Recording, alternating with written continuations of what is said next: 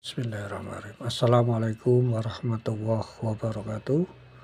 Selamat pagi mahasiswiku yang saya hormati, saya cintai dan selalu saya banggakan.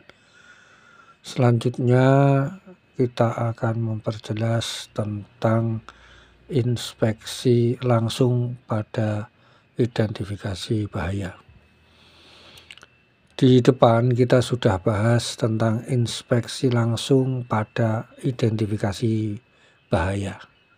Saya ulangi bahwa identifikasi langsung pada inspeksi bahaya adalah penilaian sistematis terhadap suatu area kerja atau lingkungan kerja untuk menemukan potensi bahaya. Proses ini melibatkan pengamatan langsung kondisi fisik, peralatan, metode kerja, dan perilaku pekerja untuk mengidentifikasi semua sumber bahaya yang dapat menyebabkan kecelakaan, cedera, atau kerusakan, bahkan kematian. Inspeksi ini merupakan langkah kunci dalam manajemen keselamatan untuk menciptakan lingkungan kerja yang lebih aman. Mahasiswaku, adapun cara-cara melakukan inspeksi langsung banyak sekali. Di sini saya akan berikan beberapa contoh inspeksi langsung.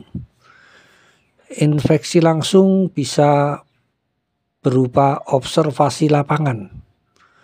Maksudnya di sini adalah lakukan pengamatan secara langsung terhadap kondisi tempat kerja, meliputi dari infrastruktur, mesin, alat produksi, alat kerja, hingga praktek kerja dan penggunaan alat pelindung diri.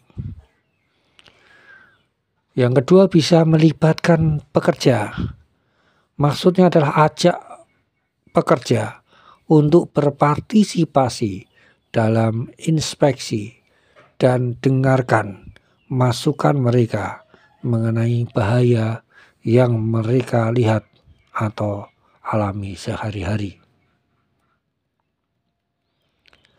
Yang ketiga, kumpulkan informasi, di mana yang kita maksud di sini adalah sebelum inspeksi, kumpulkan informasi yang ada seperti laporan insiden sebelumnya atau dokumen keselamatan kerja lainnya. Cari bahaya spesifik. Di dalam inspeksi langsung ini diharapkan mahasiswa atau HSE khususnya di sini mencari bahaya spesifik. Maksudnya identifikasi berbagai jenis bahaya termasuk bahaya biologis, kimia, fisika, mekanik, biometrik, psikis, sosial, dan dampak lingkungan seperti yang dijelaskan dalam dokumen dari Kementerian Ketenagakerjaan Republik Indonesia. Langkah selanjutnya adalah dokumentasikan hasil. Inspeksi langsung harus didokumentasikan, di mana di dalamnya ada beberapa laporan yang harus dibuat. Buat laporan bahaya jika ditemukan kondisi yang tidak aman atau tidak sesuai prosedur. Selanjutnya adalah tindak lanjuti. Gunakan hasil inspeksi untuk mengambil tindakan korektif dan pencegahan demi meningkatkan keselamatan dan kesehatan kerja di tempat kerja. Selanjutnya, dokumen inspeksi. Dalam teknik identifikasi bahaya bisa meliputi daftar periksa, formulir identifikasi bahaya, laporan inspeksi lapangan, dokumen-dokumen penunjang lainnya seperti laporan insiden, analisa bahaya, dan manual pengoperasional sebuah alat. Dokumen-dokumen ini berfungsi untuk mendokumentasikan secara sistematis potensi bahaya di tempat kerja, dari bahaya fisik sehingga ergonomis dan psikososial, agar dapat dinilai dan dikendalikan. Mahasiswaku, jenis dokumen inspeksi dalam identifikasi bahaya. Pertama, daftar periksa atau checklist adalah berisi daftar item-item yang harus diperiksa di area kerja, seringkali dengan kolom ya atau tidak. Penilaian lainnya juga mendeteksi bahaya. Kedua, formulir identifikasi bahaya kesehatan dan keselamatan kerja. Di sini dokumen yang terstruktur yang mencakup berbagai jenis bahaya seperti fisika, kimia, biologi, ergonomi untuk dinilai secara spesifik. Yang ketiga, laporan inspeksi lapangan. Maksudnya adalah laporan yang dibuat setelah inspeksi fisik, berisi deskripsi temuan area yang diperiksa serta rekomendasi untuk perbaikan. Yang keempat, laporan insiden dan data kecelakaan. Maksud di sini adalah data dari kecelakaan atau insiden sebelumnya, membantu mengidentifikasi pola bahaya dan area yang berisiko di masa depan. Yang kelima, analisis bahaya pekerjaan atau JHA atau Job Hazard Analysis adalah dokumen yang memperinci langkah-langkah suatu pekerjaan dan mengidentifikasi bahaya pada setiap langkahnya, seperti tindakan pencegahan yang diperlukan. Selanjutnya adalah dokumen pendukung.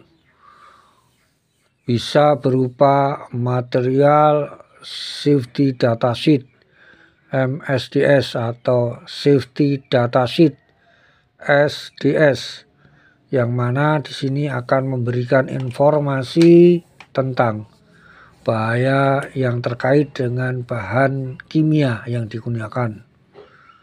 Selanjutnya ada manual pengoperasional peralatan. Di sini akan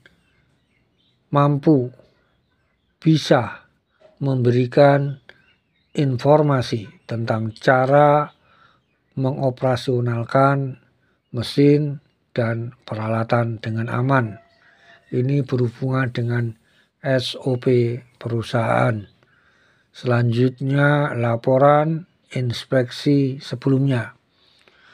Laporan di sini adalah laporan dari inspeksi terdahulu untuk mendapatkan dan menjadikan acuan untuk melihat perkembangan atau masalah yang terulang.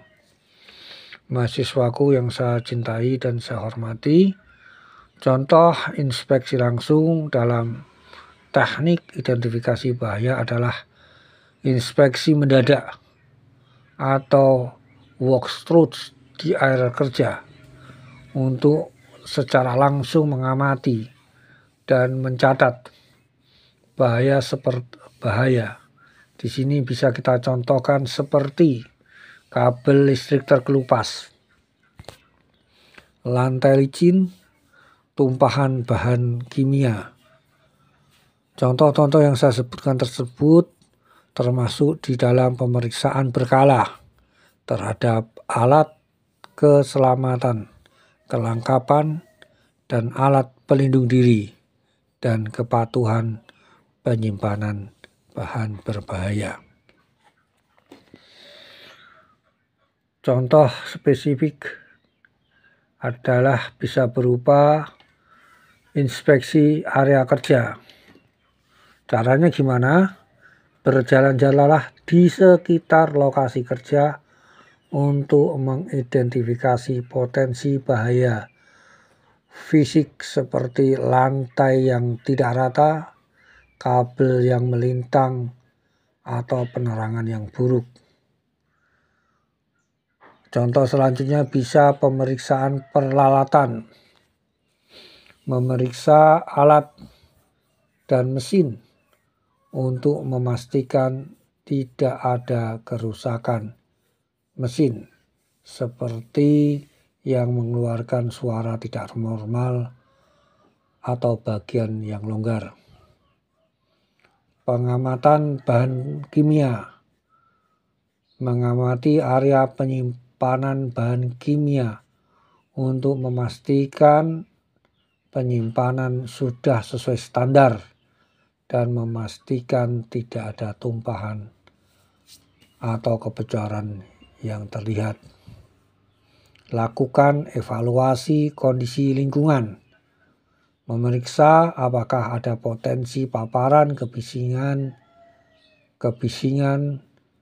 tinggi atau suhu ekstrim yang memerlukan penanganan.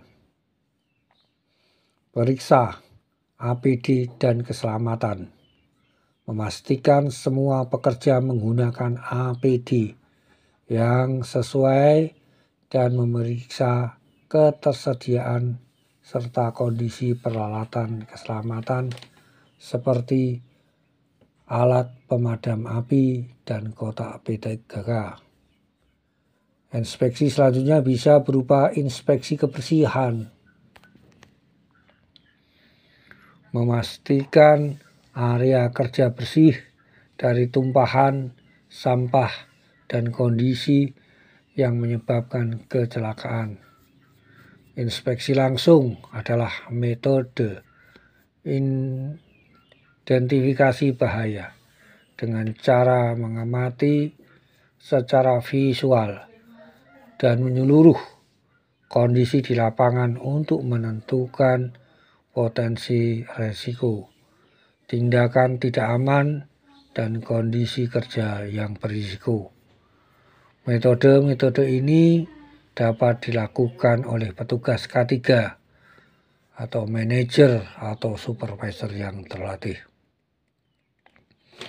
Mahasiswaku yang saya hormati, berikut ini manfaat yang bisa diambil di dalam inspeksi langsung. Manfaat dan kegunaan utama dari inspeksi langsung dalam teknik identifikasi bahaya adalah: 1. Bisa mengidentifikasi bahaya secara proaktif. Inspeksi langsung memungkinkan pendeteksian potensi bahaya sejak dini, bahkan sebelum bahaya tersebut menyebabkan insiden atau kecelakaan kerja. 2. Mendeteksi bahaya yang terlewatkan. Metode ini dapat mengungkap bahaya yang tidak tercantum dalam daftar periksa standar atau terlewatkan dalam inspeksi rutin. Yang 3. Memberikan konteks nyata dengan mengamati langsung inspeksi dan memahami kondisi operasional yang sebenarnya, termasuk kondisi lingkungan kerja dan interaksi antara pekerja dan peralatan. Yang 4. Mencegah kecelakaan.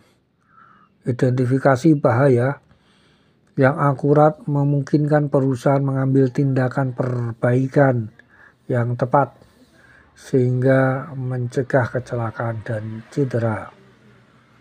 Yang kelima, meningkatkan transparansi. Hasil temuan bahaya dari inspeksi langsung dapat menjadi repositori informasi yang bermanfaat untuk audit dan penerapan langkah-langkah keamanan hukum. Mahasiswaku, adapun kegunaan langsung daripada inspeksi langsung ini adalah menganalisis perilaku dan kondisi kerja. Inspeksi ini sangat penting untuk mengidentifikasi perilaku tidak aman dan kondisi yang menyimpang dari prosedur keselamatan kerja. Memeriksa peralatan kerja. Inspeksi dapat memeriksa apakah peralatan kerja dioperasionalkan, disetel, dirawat dengan aman, serta mendeteksi kerusakan yang dapat menimbulkan resiko. Menilai kepatuhan terhadap prosedur inspeksi, di mana kita dalam inspeksi langsung bisa membantu memastikan bahwa semua kegiatan operasional memenuhi prosedur dan peraturan keselamatan yang telah ditetapkan. Kegunaan inspeksi langsung selanjutnya adalah menyampaikan pesan keselamatan secara langsung melalui inspeksi, tim manajemen, rapat interaksi langsung dengan pekerja untuk mendiskusikan masalah keselamatan dan memberikan umpan balik konstruktif. Selanjutnya, melacak tren insiden. Hasil inspeksi yang didokumentasikan dengan baik dapat membantu perusahaan menganalisis kecenderungan atau tren insiden yang terjadi, sehingga memungkinkan pengembangan strategi pengendalian yang lebih baik. Mahasiswaku, dalam teknik identifikasi bahaya, penggunaan teknologi modern pun sangat diperlukan jika memungkinkan dan jika mampu. Dalam inspeksi langsung mencakup penggunaan berbagai macam peralatan dan sistem canggih untuk mendeteksi, memantau, menganalisis potensi bahaya secara real time di tempat kerja. Penerapan teknologi dalam inspeksi langsung bisa dengan perangkat wearable atau IoT, perangkat cerdas, di mana pekerja dapat menggunakan helm, rompi, sabuk yang dilengkapi dengan sensor untuk mendeteksi zat bahaya, suhu ekstrim, atau tingkat kebisikan di lingkungan kerja. Pemantauan area berbahaya. Teknologi seperti RFID, Identification Frequency Radio, dan UWB, Ultra Wideband, dapat memonitor jarak antara pekerja dengan zona berbahaya.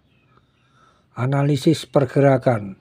Sensor pada perangkat dapat menganalisis pergerakan pekerja untuk mendeteksi kelemahan, postur tubuh yang tidak aman, atau jatuh. Yang kedua, kita bisa menggunakan dengan inspeksi berbasis drone. Akses ke area sulit.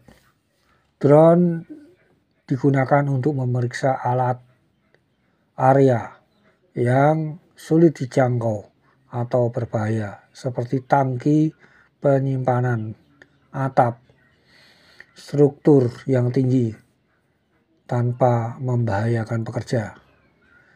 Inspeksi visual drone dilengkapi dengan kamera bersolusi tinggi untuk mendeteksi struktur, kerusakan, kebocoran, atau kondisi yang tidak aman lainnya.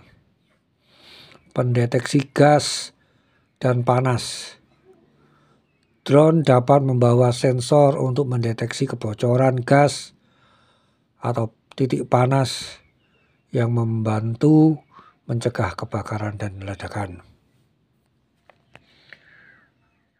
Yang ketiga mahasiswaku yaitu kecerdasan buatan yang lagi tren, yaitu AI, analisis data, pemantauan visual. Kamera AI dapat menganalisis rekaman video secara otomatis untuk mendeteksi pelanggaran prosedur keselamatan seperti tidak mengenakan APD, alat pelindung diri, atau memasuki zona terlarang. Analisis data real time di sini adalah sistem analisis yang dapat memproses data dari sensor dan perangkat lain untuk mengidentifikasi pola atau anomali yang menunjukkan adanya potensi bahaya. Informasi dapat dilaporkan lebih cepat untuk tindakan kolektif dan koreksi. Simulasi resiko AI dapat digunakan juga untuk simulasi dinamis untuk menganalisis berbagai skenario dan potensi bahaya terkait dengan proses kerja. Yang keempat adalah aplikasi inspeksi digital. Di sini maksudnya adalah daftar periksa atau checklist digital. Aplikasi pada tabel atau ponsel memudahkan inspektur untuk melakukan inspeksi dalam daftar periksa digital yang mana terdapat lampiran foto dan dapat membuat catatan langsung di lapangan.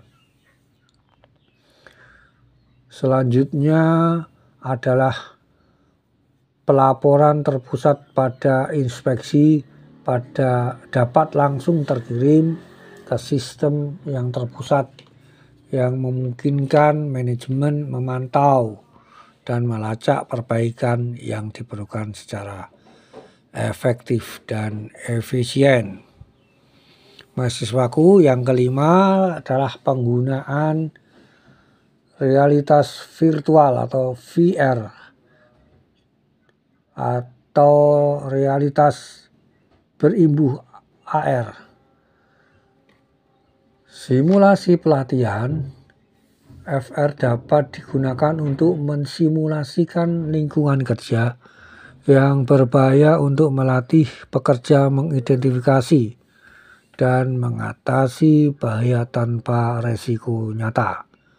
Inspeksi dengan AR dengan menggunakan kacamata AR.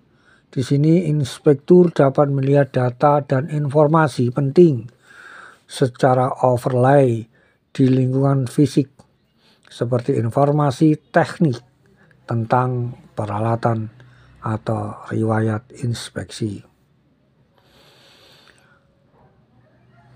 Adapun manfaat-manfaat penggunaan teknologi seperti yang telah kita terangkan di atas, namun mahasiswaku bisa menambahi dengan hal-hal yang lebih baik di mana manfaat dalam penggunaan teknologi tersebut, yaitu bisa meningkatkan efisiensi. Yang kedua, menjangkau area yang sulit, datanya sangat objektif, tindakannya proaktif, dan dapat mencerminkan budaya keselamatan. Mahasiswaku, strategi inspeksi langsung yang efektif dalam teknik identifikasi bahaya ketiga adalah pendekatan proaktif, terencana, dan sistematis yang melibatkan persiapan matang, pelaksanaan menyeluruh, serta tindak lanjut yang terstruktur. Tujuannya adalah untuk mengidentifikasi potensi bahaya secara dini, mengevaluasi resiko, dan mengambil tindakan korektif sebelum terjadinya insiden. Mahasiswaku yang saya hormati, yang saya cintai dan selalu saya banggakan, silahkan nanti Anda bisa membuat strategi-strategi di dalam atau untuk inspeksi langsung pada identifikasi bahaya.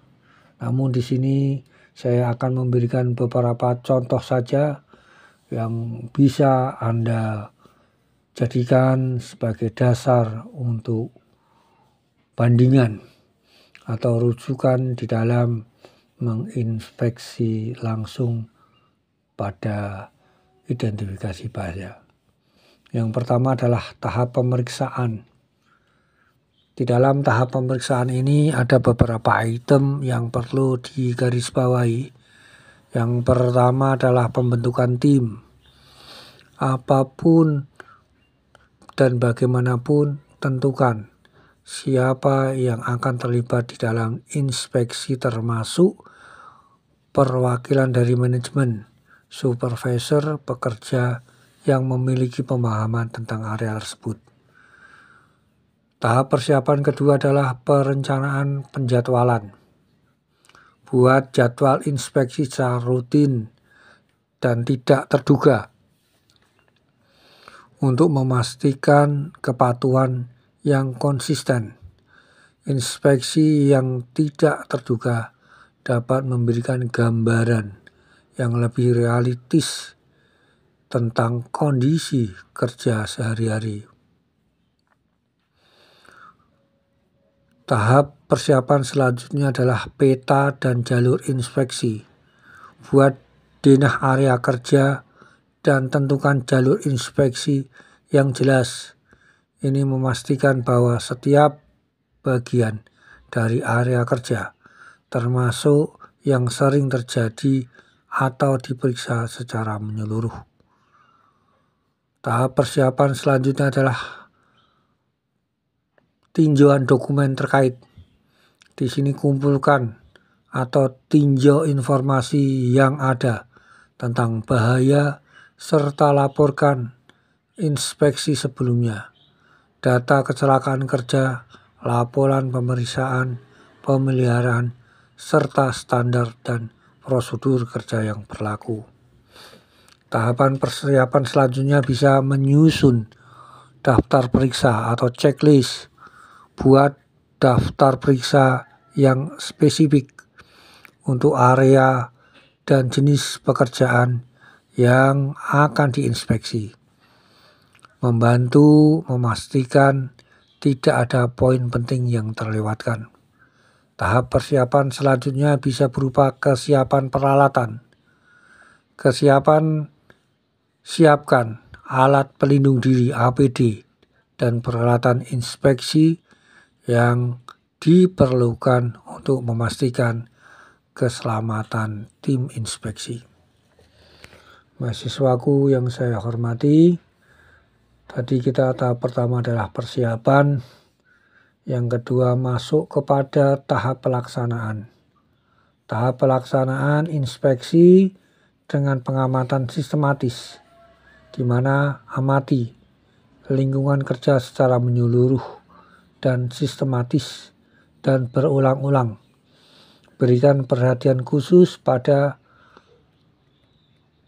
peralatan dan mesin. Periksa kondisi peralatan expired date yang aman. Proses kerja, amati proses kerja. Kemudian ada bahan kimia, amati bahan kimia. Pastikan penyimpanan, penanganan, penggunaan sesuai dengan prosedur keselamatan.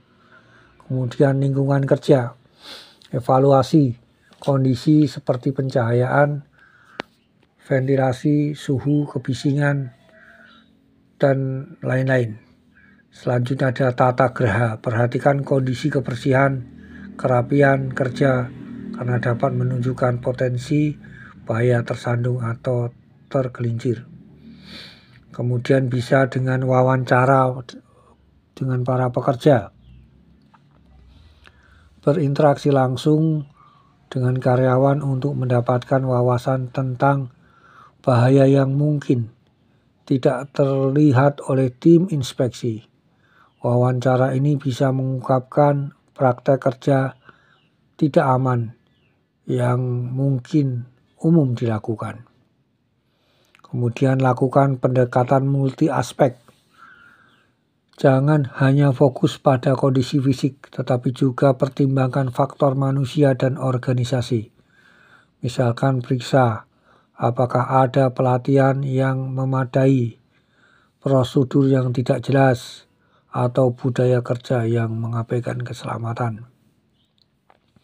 Selanjutnya bisa tinjauan terhadap insiden dan insiden nyaris celaka.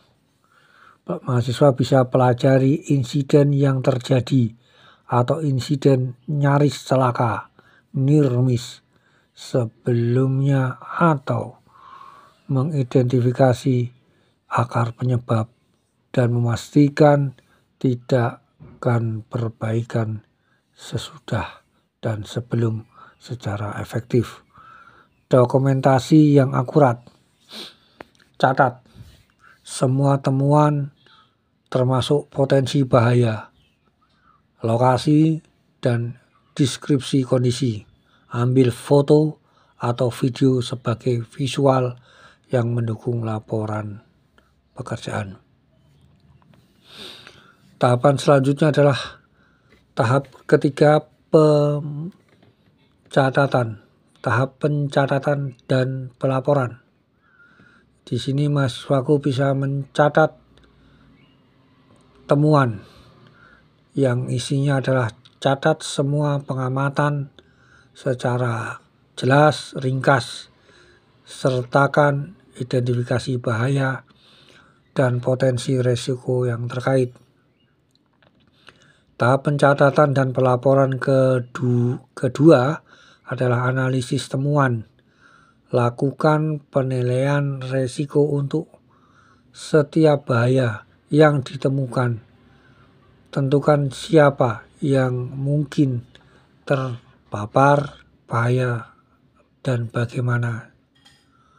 Kemudian tahap ketiga dalam pencatatan adalah penyusunan laporan inspeksi, di mana di dalam laporan ini mahasiswa buat laporan yang komprehensif yang mencakup temuan inspeksi, penilaian resiko, dan rekomendasi tindakan perbaikan.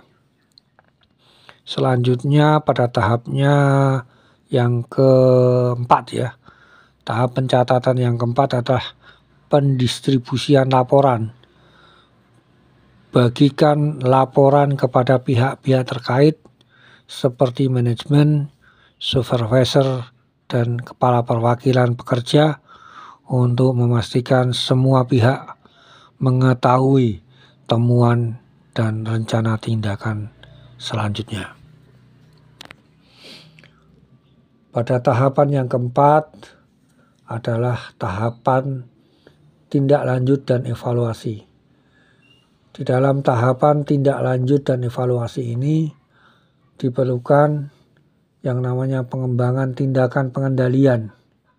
Maksud di sini adalah berdasarkan laporan, kembangkan tindakan pengendalian yang sesuai untuk mengetahui atau menghilangkan resiko. Prioritaskan pengendalian yang sesuai untuk mengurangi atau menghilangkan resiko. Selanjutnya, penerapan dan pemantauan. Terapkan tindakan pengendalian yang lebih simpati dan pantau aktivitas secara berkala. Tahap tindakan lanjutan selanjutnya adalah tinjauan berkala.